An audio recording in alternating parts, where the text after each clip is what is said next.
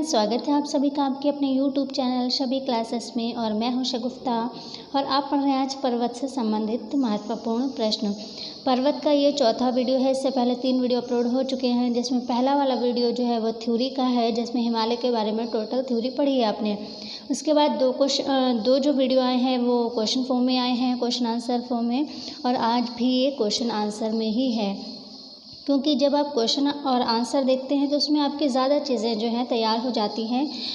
तो चलिए video start करते हैं। उससे पहले हमारे चैनल पर नए हैं तो चैनल को सब्सक्राइब ज़रूर कर दीजिए, साथ ही बेल आइकन को प्रेस करके ऑल पर क्लिक ज़रूर कर दीजिए। और फ्रेंड्स, पर्वत का जो है इसके बाद एक और वीडियो बस आपका आना है। उसमें जो है जो अगला वीडियो आएगा उसमें विश्व के जो पर्वत हैं उनके तथ्य और कौन सा पर्वत कहाँ है उसके बारे में सारी डिटेल जो है आपको मिलेगी अगले वीडियो में। उसके बाद आपका पर्वत का जो टॉपिक है वो कुछ हद तक जो है कंप्लीट हो जाएगा।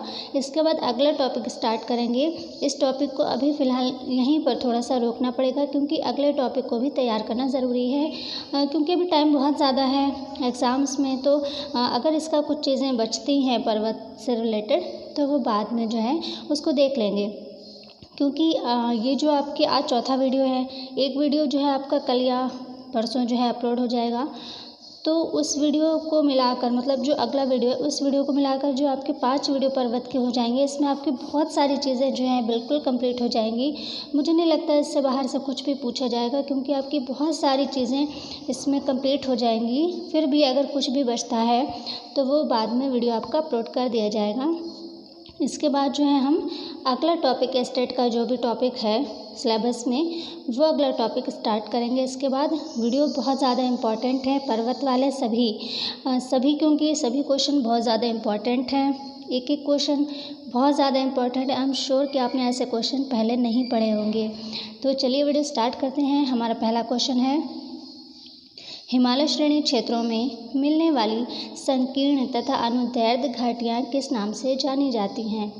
तो जो हिमालय श्रेणी क्षेत्र में जो संकीर्ण घाटियाँ पाई जाती हैं उनको क्या कहते हैं? उनको दून कहते हैं। जो हिमालय श्रेणी क्षेत्र की बात हो रही है, हिमालय श्रेणी क्षेत्र में जो संकीर्ण तथा अनुदैर्ध्य घाटियाँ पाई जाती हैं उनको दून कहते हैं। अनुदैर्ध्य मतलब लंबाई वाली घाटियाँ, ठीक है। तो जो हिमालय श्रेणी क्षेत्र में संकीर्ण तथा अनुदैर्ध्य घाटियाँ पाई जाती हैं उनको दून कहते हैं। और दून जैसे देहरादून, पाटली दून, कोटली दून, ये सब, देहरादून तो आपने सुना ही होगा, फेमस है। पाटली दून, कोटली दून, ये सभी दून हैं। और दून क्या होते हैं? हिमालय श्रेणी क्षेत्रों में मिलने वाली संकीर्ण घाटियाँ। और ये जो दून होते हैं ये मध्य हिमालय और महान हिमालय के बीच पाई जाने वाली घाटियाँ होती हैं। आपने मध्य हिमालय, महान हिमालय पहले वीडियो में पढ़ा है। जो पर्वत का पहला वीडियो अपलोड हुआ है उसमें आपने मध्य हिमालय, महान हिमालय, लघु हिमालय सब पढ़ा है आपने। तो जो दून है वो मध्य हिमालय और महान हिमालय के बीच घाटियाँ जो होती हैं उनको दून कहते हैं। अगर क्वेश्चन इस तरह से आ जाए कि मध्य हिमालय और महान हिमालय के बीच जो संकीर्ण घाटियाँ पाई जाती हैं वो कौन सी होती हैं, किस नाम से जानी जाती हैं, तो वो दून होती हैं, ठीक है। और दून कौन कौन से हैं? देहरादून, पाटली दून, कोटली दून, ये सभी हैं, ठीक है। नेक्स्ट क्वेश्चन देखते हैं। नेक्स्ट क्वेश्चन है, लघु हिमालय श्रेणी के ढालों पर मिलने वाले छोटे घास के मैदानों को जम्मू कश्मीर में क्या कहते हैं? क्योंकि अलग अलग जगहों पे इसके अलग अलग नाम होते हैं। तो लघु हिमालय क्या होता है? आपने पहले पढ़ा हुआ है। तो लघु हिमालय श्रेणी के ढालों पर मिलने वाले छोटे छोटे घास के मैदानों को जम्मू कश्मीर में क्या कहते हैं? जम्मू कश्मीर में इसको मर्ग कहते हैं। मर्ग जैसे गुलमर्ग आपने पढ़ा होगा और गुलमर्ग सुना भी होगा, बहुत अच्छा जगह है, बहुत जो गुलमर्ग है। तो मर्ग किसको बोलते हैं? वहाँ पे छोटे छोटे घास के जो मैदान होते हैं उसको जम्मू कश्मीर में मर्ग कहते हैं। जैसे गुलमर्ग, सोनमर्ग, खेलमर्ग, खिलनमर्ग, ऐसा कुछ है वहाँ पे। तो ये मर्ग जो होते हैं, ये छोटी घास के मैदानों को जम्मू कश्मीर में मर्ग कहते हैं। और उत्तराखंड में क्या कहते हैं? ये जो उत्तराखंड है इसमें क्या कहते हैं? लेकिन ये ध्यान रखें, लघु हिमालय श्रेणी के ढालों की जो घास है उसकी बात हो रही है। तो लघु हिमालय श्रेणी के ढालों पर मिलने वाले छोटे घास के मैदानों को उत्तराखंड में कहते हैं बुग्याल एवं पायार, ठीक है। बुग्याल एवं पायार। तो अगर ऑप्शन में बुग्याल है तो आप बुग्याल करेंगे, प्यार है तो आप प्यार करेंगे, और अगर दोनों है तो दोनों करेंगे। तो उत्तराखंड में क्या कहते हैं? उसको बुग्याल एवं पायार कहते हैं और जम्मू कश्मीर में मर्ग कहते हैं। नेक्स्ट क्वेश्चन देखते हैं। नेक्स्ट क्वेश्चन है हमारा सतलज एवं काली नदियों के बीच हिमालय को कौन सा प्रादेशिक भाग स्थित है। यहाँ पर भाग है, विभाग नहीं है, ठीक है। सतलज एवं काली नदियों के बीच हिमालय का कौन सा प्रादेशिक भाग स्थित है, ये आपने पहले पढ़ा है तो आप बता पाएंगे। आप वीडियो को रोककर जो है खुद भी अगर आप ऑप्शन पहली बार तो आपको आंसर दिख रहा है, लेकिन अगर सोच रहे हैं आप कि क्या ये सही आंसर है, क्योंकि आप पहले पढ़े हुए हैं ये, तो सतलज एवं काली नदियों के बीच हिमालय का कौन सा भाग है, तो वो है कुमायूं हिमालय।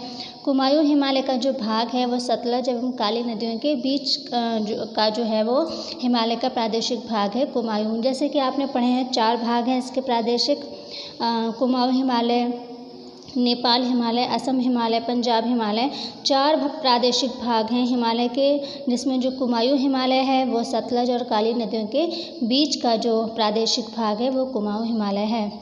फ्रेंड्स, इससे पहले जो 2 वीडियो थे वो आपने ऑप्शनल देखे, मतलब उसमें 4 ऑप्शन दिए हुए थे, बट इसमें ऑप्शन नहीं दिए हैं क्योंकि टाइम बहुत कम था। ये PDF तैयार करने के लिए बहुत कम टाइम था और मैंने इसको आधे घंटे में लगभग सारी PDF बनाई है, तो ऑप्शन दे पाना इम्पॉसिबल था, तो उसके लिए सॉरी। बट आपको आंसर से मतलब है, आपका ये चीज़ें तैयार होने से मतलब है, तो ऑप्शन होते ज़्यादा अच्छा रहता, बट टाइम थोड़ी शॉर्टेज थी। अगर नेक्स्ट वीडियो में ऑप्शन ही रखूँगी।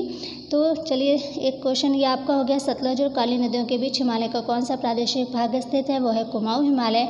नेक्स्ट देखते हैं, हिमालय की रचना समांतर वलय श्रेणियों में हुई है, जिसमें से प्राचीनतम श्रेणी है। हिमालय की रचना समांतर वलय श्रेणियों में हुई है, ठीक है। अब मान लीजिए यहाँ से एक क्वेश्चन आपका ये भी हो सकता है कि हिमालय की रचना कैसी हुई है, किस तरह की श्रेणियों में हुई है, तो समांतर वलय श्रेणियों में हुई है, जिसमें से प्राचीनतम श्रेणी कौन सी है, वो है वृहत हिमालय श्रेणी।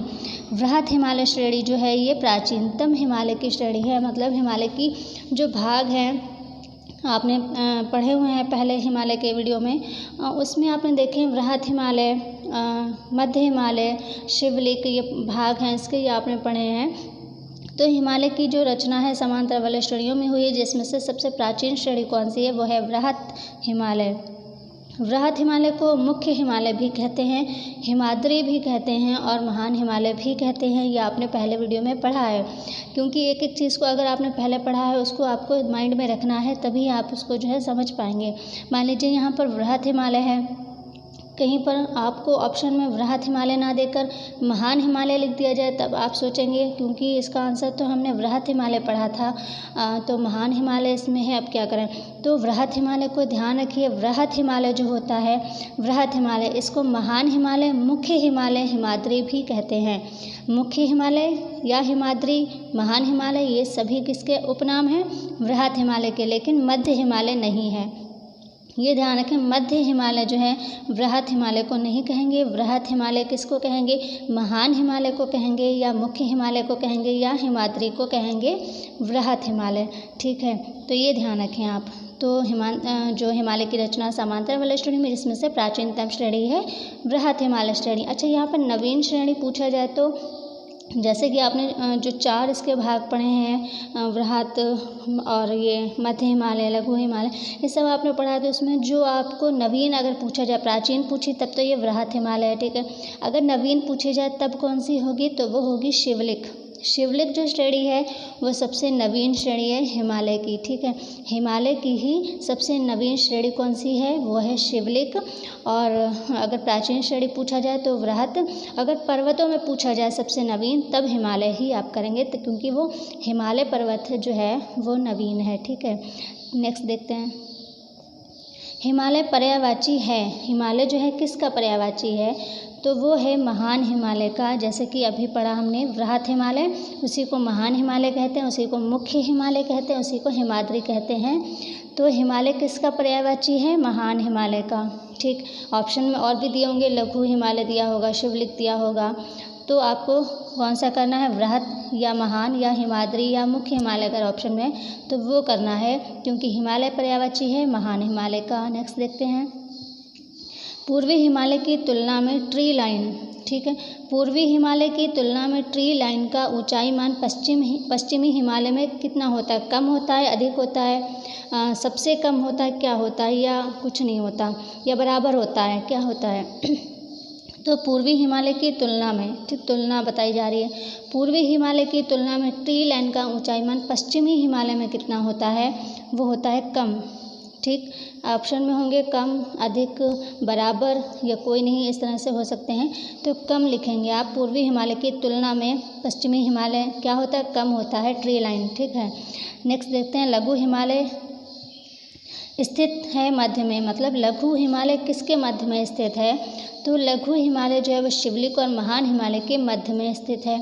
लघु हिमालय शिवलिक और महान हिमालय के मध्य में स्थित है क्योंकि जो शिवलिक है वो नीचे है, सबसे नीचे है, फिर क्या कहते हैं वो लघु हिमालय आता है, उसके बाद उसके ऊपर कौन सा है, महान हिमालय। तो लघु हिमालय जो है वो शिवलिक और महान हिमालय के बीच का जो है स्थान है, कौन सा, लघु हिमालय। नेक्स्ट देखते हैं। हिमालय की पीर पंजाल पर्वतमाला किसका भाग है, तो जो हिमालय की पीर पंजाल पर्वतमाला है वो किसका भाग है, वो निम्न हिमालय का भाग है। हिमालय की जो पीर पंजाल पर्वतमाला है, पीर पंजाल, वो किसका भाग है, वो निम्न हिमालय का भाग है। ये हिमालय के भाग आप बहुत अच्छे से ध्यान रखें क्योंकि इसमें कन्फ्यूज़न हो जाता है, तो इसलिए इसको बहुत अच्छे से आप तैयार करें और इसकी प्रैक्टिस भी करें आप। तो हिमालय की पीर पंजाल पर्वतमाला किसका भाग है, वो है निम्न हिमालय का। नेक्स्ट है। हिमालय की तलहटी श्रृंखला को निम्न में से किस नाम से जाना जाता है, तो हिमालय की जो तलहटी श्रृंखला है उसको शिवलिक के नाम से जाना जाता है क्योंकि शिवलिक सबसे नीचे है। ठीक है, तो शिवलिक सबसे नीचे का भाग है इसलिए उसको तलहटी कहाँ होती है, सबसे नीचे ही होती है। तो हिमालय की तलहटी श्रृंखला को निम्न में से किस नाम से जाना जाता है, तो शिवलिक के नाम से जाना जाता है क्योंकि वो सबसे नीचे का भाग है। फिर देखिए इसको दूसरी तरह से अगर पूछा जाएगा तो क्या पूछा जाएगा, हिमालय पर्वत का पदीय प्रदेश है, हिमालय पर्वत का पदीय प्रदेश कौन सा है, तो वो है शिवलिक। पदीय मतलब पैर, पैर जो होते हैं, फुट जो होते हैं सबसे नीचे होते हैं, तो शिवलिक सबसे नीचे है इसलिए हिमालय पर्वत का पदीय प्रदेश है कौन सा, शिवलिक। नेक्स्ट है। कौन सबसे नवीन पर्वत श्रेणी है, कौन सबसे नवीन पर्वत श्रेणी है हिमालय की, वो है शिवलिक। वैसे पूछें तो हिमालय करेंगे आप, हिमालय में ही कोई भाग पूछें तो वो शिवलिक है। सबसे नवीन पर्वत श्रेणी जो है वो है शिवलिक। नेक्स्ट देखते हैं। नेक्स्ट है हमारा क्वेश्चन, निम्नलिखित में से कौन से हिमालय के साक्ष्य कहे जा सकते हैं, निम्नलिखित में से कौन हिमालय के साक्ष्य कहे जा सकते हैं, गहरे गड्ढे और यू आकार वाले नदी मार्ग, समांतर वलय पर्वत श्रेणियाँ, भूस्खलन के लिए उत्तरदायी तीव्र ढाल आदि क्या कहे जा सकते हैं। मतलब अगर आप हिमालय पर जाएं तो अगर आपको क्या क्या दिखेगा, अगर इस तरह से पूछ सकते हैं कि आप हिमालय की जो है हिमालय पर चढ़ाई कर रहे हैं तो आपको क्या क्या चीज़ें वहाँ देखने को मिलेंगी, या क्या साक्ष्य कहे जा सकते हैं हिमालय के, तो गहरे गड्ढे और यू आकार वाले नदी मार्ग, समानांतर पर्वत श्रेणियाँ, भूस्खलन के लिए उत्तरदायी तीव्र ढाल प्रवणता आदि। तो इनमें से कौन से साक्ष्य कहे जा सकते हैं हिमालय के, तो सभी साक्ष्य कहे जा सकते हैं और ये सभी चीज़ें देखने को मिलेंगी। अगर हम हिमालय पर्वत की चढ़ाई करें तो ये सभी चीज़ें हमें देखने को मिलेंगी। यू आकार वाले नदी मार्ग भी मिलेंगे, गहरे गड्ढे भी मिलेंगे, समानांतर पर्वत श्रेणियाँ भी मिलेंगी, भूस्खलन के लिए उत्तरदायी तीव्र ढाल भी मिलेंगे, तीव्र ढाल। ठीक है, तो ये सभी चीज़ें मिलेंगी अगर हम हिमालय की बात करें, हिमालय के साक्ष्य की बात करें तो ये सभी साक्ष्य जो हैं हिमालय के हैं। यहाँ पर एक चीज़ और ध्यान दें, शिवलिक जो है सबसे नवीन पर्वत श्रेणी है, सबसे नीचे की है, सबसे तलहटी की श्रेणी है शिवलिक। शिवलिक क्या है, हिमालय के सबसे दक्षिण में स्थित है, ये भी ध्यान रखें, सबसे दक्षिण में स्थित है और सबसे नीचे की तलहटी की जो है वो है श्रेणी और सबसे नवीन श्रेणी है। और ये दक्षिण भाग में, अगर दिशा पूछें तो दक्षिण भाग में स्थित है शिवलिक, शिवलिक दक्षिण भाग में स्थित है और ये सबसे बाहरी हिस्सा है। शिवलिक जो है ये सबसे बाहरी हिस्सा है हिमालय का और सबसे नीचे का यानी सबसे दक्षिण का हिस्सा है, ये आप ध्यान रखें। नेक्स्ट देखते हैं। नंदी पहाड़ियाँ कहाँ स्थित हैं, नंदी पहाड़ियाँ कर्नाटक में स्थित हैं। इंपॉर्टेंट है ये नंदी पहाड़ियाँ, इसको ध्यान रखें, इसमें कुछ ऐसा समझाने वाला नहीं है। नंदी पहाड़ियाँ कर्नाटक में स्थित हैं, ध्यान रखें। नेक्स्ट है अराकान, ये है अराकान एवं पेगियोमा प्रसार उस हिमालय का है जो स्थित है, अराकान और पेगियोमा जो प्रसार है वो किस हिमालय का है, और जो हिमालय है वो कौन सा कहाँ पर स्थित है हिमालय, वो म्यांमार में स्थित है। मतलब जो हिमालय का भाग म्यांमार में है वो अराकान और पेगियोमा का प्रसार वहाँ मिलता है। अराकान जो और पेगियोमा जो श्रेणियाँ हैं उनका प्रसार उस हिमालय का है जो स्थित है कहाँ, म्यांमार में स्थित है। ठीक है, नेक्स्ट है हिमालय की हिम नदियों के पिघलने की गति कम होती है, अधिक होती है, सबसे अधिक होती है या बराबर होती है, सबके बराबर होती है। मतलब जो और हिमनद हैं उनके बराबर होती है या कम होती है या अधिक होती है या सबसे अधिक होती है। तो वह हिमालय के हिमनदों के पिघलने की गति सबसे अधिक होती है। हिमनद मतलब ग्लेशियर, हिमनद मतलब होता है ग्लेशियर, और जितने भी ग्लेशियर हैं चाहे वो किसी भी पर्वत के हों, जो ग्लेशियर हैं उनके पिघलने की जो गति होती है, तो हिमालय के जो ग्लेशियर पिघलने की गति है वो सबसे अधिक है। ठीक है, हिमालय के जो ग्लेशियर है यानी हिमनद है उनके पिघलने की गति सबसे अधिक है, ये ध्यान रखें। नेक्स्ट है निम्न में से कौन रेजिड्यूल पर्वत का उदाहरण है। निम्न में से कौन रेजिड्यूल पर्वत का उदाहरण है, कलिमंजारो, हिमालय, एटना या अरावली, कौन सा है, तो वो है अरावली। अरावली सबसे प्राचीन पर्वत श्रेणी है, ये भी ध्यान रखें आप। निम्न में से कौन, ये ध्यान रखें रेजिड्यूल पर्वत, रेजिड्यूल पर्वत जो है उसका उदाहरण कौन है, अरावली। एक चीज़ और ध्यान रखें, अरावली पर्वत जो श्रृंखला है ये वलित यानी मोड़दार पर्वत है। अरावली जो है ये वलित और मोड़दार पर्वत है, जैसे हिमालय जो है वो भी वलित और मोड़दार पर्वत है, तो अरावली भी जो है वलित और मोड़दार पर्वत है। और जो अरावली है वो अवशिष्ट पर्वत की गिनती में भी आने लगा है। मतलब जो अरावली है एक, क्योंकि ये सबसे प्राचीन पर्वत श्रृंखला और यहाँ पर जो अपर्दन हो रहा है, बहुत ज़्यादा अपर्दन होते होते जो है, मतलब जब से ये पहाड़ बना है तब से अपर्दन जो हो रहे हैं, उस अपर्दन के कारण जो है ये अवशिष्ट जो पर्वत होते हैं उनकी कतार में भी शामिल हो रहा है अरावली पर्वत, क्योंकि यहाँ पर ये पुराना हो रहा है और ये सबसे प्राचीन पर्वत श्रृंखला है अरावली, और इसकी उत्पत्ति प्री कैम्बियन युग में हुई है, ये भी ध्यान रखें आप, सबसे प्राचीन है अरावली। तो रेजिड्यूल पर्वत का उदाहरण भी है अरावली। ठीक है, ध्यान रखें। नेक्स्ट, अरावली एवं विंध्य श्रृंखलाओं के मध्य कौन सा पठार है, तो अरावली और जो विंध्य श्रृंखलाएं हैं यानी अरावली पर्वत और विंध्य पर्वत जो है, विंध्याचल जो है, उसके मध्य यानी बीच में, अरावली और विंध्य के बीच में कौन सा पठार पड़ता है, वो पड़ता है मालवा का पठार। मालवा का पठार मध्य प्रदेश के पश्चिमी भाग में है। ठीक है, मालवा का पठार कहाँ है, पूछा जाए किस राज्य में है, तो वो मध्य प्रदेश में है, ध्यान रखें। मालवा, माँ से मालवा, माँ से मध्य, ध्यान रखें। मालवा का पठार मध्य प्रदेश में है। मध्य प्रदेश में कहाँ पर है, पश्चिमी साइड में है। दिशा पूछे तो मध्य प्रदेश के पश्चिमी भाग में है ये मालवा का पठार, और अरावली और विंध्य दोनों जो पर्वत हैं उनके बीच का स्थान है ये मालवा का पठार, और ये मध्य प्रदेश के पश्चिमी भाग में है, ये ध्यान रखें। नेक्स्ट है उत्तर एवं दक्षिण भारत को कौन सी पर्वत श्रृंखला पृथक करती है। उत्तर भारत को और दक्षिण भारत को कौन सी पर्वत श्रृंखला पृथक करती है, अलग करती है, यानी बीच में कौन सी पर्वत श्रृंखला है, उत्तर और दक्षिण भारत के बीच में कौन सी पर्वत श्रृंखला है जो दोनों को अलग करती है या पृथक करती है, वो है विंध्य पर्वत श्रृंखला, जिसको विंध्याचल भी बोलते हैं। विंध्य पर्वत श्रृंखला जिसको विंध्याचल भी बोलते हैं, ये जो है उत्तर भारत और दक्षिण भारत को अलग करती है। ठीक है, नेक्स्ट है किस पर्वत श्रृंखला को या किस पर्वतीय स्थल को सतपुड़ा की रानी कहते हैं, तो वह पंचमढ़ी को कहते हैं। ठीक है, सतपुड़ा की रानी किसको कहते हैं, पंचमढ़ी को कहते हैं, ध्यान रखिए इसको, ये आ सकता है। किस पर्वतीय स्थल को या किस पर्वत श्रेणी को सतपुड़ा की रानी कहते हैं, वो कहते हैं पंचमढ़ी को। और पंचमढ़ी जो है ये मध्य प्रदेश के होशंगाबाद ज़िले में है, ये ध्यान रखें। पंचमढ़ी जो है ये पिछले वीडियो में भी मैंने बताया हुआ है कि पंचमढ़ी जो है ये मध्य प्रदेश में है, और मध्य प्रदेश की सबसे ऊंची चोटी जो है धूपगढ़, वो भी पंचमढ़ी में है। ठीक है, जो मध्य प्रदेश की सबसे ऊंची पर्वत चोटी है धूपगढ़, वो भी कहाँ है, पंचमढ़ी में है, और ये कहाँ है, मध्य प्रदेश के होशंगाबाद जो ज़िला है उसमें है। ठीक है, तो पर्वतीय स्थल है ये पंचमढ़ी, और ये सतपुड़ा की रानी कहा जाता है, और ये मध्य प्रदेश में है, और जो मध्य प्रदेश की सबसे ऊंची चोटी है वो भी इसी में है, पंचमढ़ी में है, जिसको धूपगढ़ कहते हैं, वो जो चोटी है सबसे ऊंची है। नेक्स्ट है किस पर्वतीय स्थल के नाम का अर्थ वज्रपात है। किस पर्वतीय स्थल के नाम का अर्थ वज्रपात है? तो वो है दार्जिलिंग का। दार्जिलिंग जो है, जो कि पश्चिम बंगाल में है दार्जिलिंग, और इसके नाम का जो अर्थ है, यानी दार्जिलिंग जो नाम है उस स्थान का दार्जिलिंग एक नाम है, तो दार्जिलिंग नाम का जो अर्थ है वो क्या है? वज्रपात।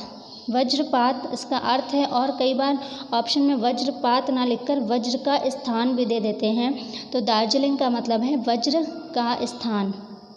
वज्र का स्थान भी हो सकता है ऑप्शन में, और वज्रपात भी हो सकता है। तो दार्जिलिंग का अर्थ जो है, अगर बिल्कुल दार्जिलिंग का जो संधि विच्छेद करके उसका अर्थ अगर निकालें तो वो होगा वज्र का स्थान। ठीक है, ये वज्रपात अगर दिया है ऑप्शन में तब ठीक है, नहीं तो बिल्कुल इसका सही अर्थ अगर निकालें तो वो होगा वज्र का स्थान।